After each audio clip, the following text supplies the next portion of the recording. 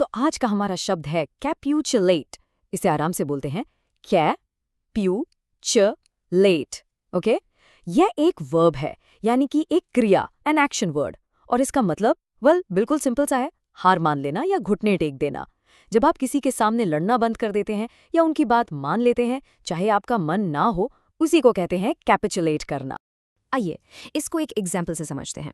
सबसे पहले सोचिए एक लड़ाई का सीन। इमेजिन कीजिए एक सेना है जिसको दुश्मन ने हफ्तों से घेर रखा है।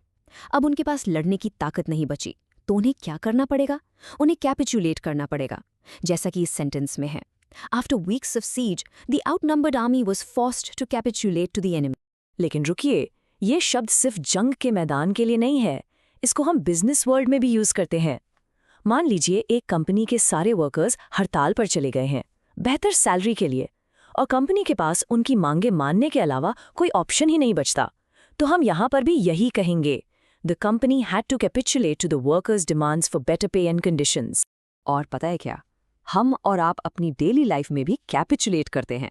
सोचिए, आपका कोई दोस्त है जो आपको पार्टी में ले जाने की जिद कर रहा है और आपका बिल्कुल मन नहीं है, पर वो इतनी जिद करता है कि आखिर में आप हार मान लेते हैं। बस यही तो है कैपिचुलेट करना। He finally capitulated and agreed to go to the party, even though he didn't want to. चलिए अब इस शब्द को एक अलग एंगल से देखते हैं, एक बहुत ही पावरफुल कोट के जरिए। सुभाष चंद्र बोस ने कहा था, to capitulate is not to be mean but to be wise. He who can not hate can not love. यहाँ इसका मतलब है कि कभी कभी हार मान लेना या झुक जाना कमजोरी नहीं होती, बल्कि समझदारी की निशानी होती है। Kind like a strategic move, right? Okay, so अगर आपको कैपिचुलेट की जगह कुछ और यूज करना हो तो उसके लिए है सिनोनिम्स, मतलब ऐसे वर्ड्स जिनका मीनिंग ऑलमोस्ट सेम है, तो आप इनका भी यूज कर सकते हैं। Surrender, yield, submit, give in और सकम। इन सब का मतलब है हार मान लेना। अब सिनोनिम्स देख लिए, तो इसके ऑपोजिट्स यानी एंटोनिम्स देखना भी तो जरूरी है, राइट? तभी तो वर्ड पूरी तरह से क्लियर होगा।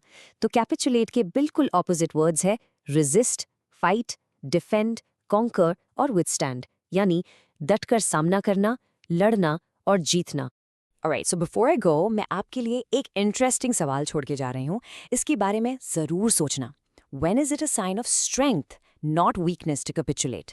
ऐसा कब हो सकता है जब हार मान लेना कमजोरी नहीं बल्कि असली ताकत का साइन हो?